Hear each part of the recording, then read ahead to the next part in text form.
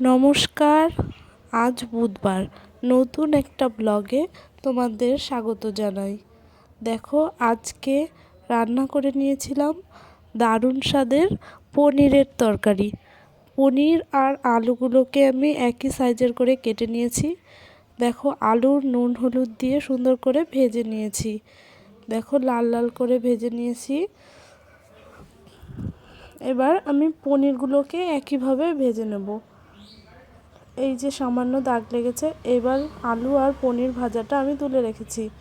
এবার তরকারিতে ফোড়ন দিয়ে দিলাম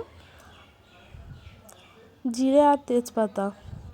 এবার আমি মশলার মধ্যে দিয়ে দিয়েছিলাম ধনে বাটা, জিরে বাটা, কাজু বাটা আর পোস্ত বাটা।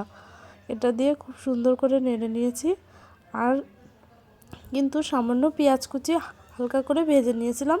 তারপরে মশলা কষিয়ে ওর মধ্যে আলু আর পনিরটাও খুব সুন্দরভাবে কষিয়ে নিতে হবে।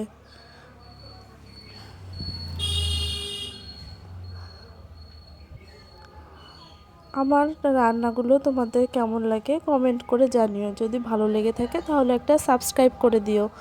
দেখো, খুব সুন্দর করে কষিয়ে নিচ্ছি আমি তরকারিটা। যত ভালো কষাবে তত কিন্তু ভালো টেস্ট আসবে।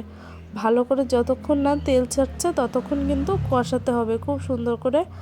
লো ফ্লেমে আস্তে আস্তে করে কষাতে হবে, হাই ফ্লেমে কিন্তু কষানো যাবে না।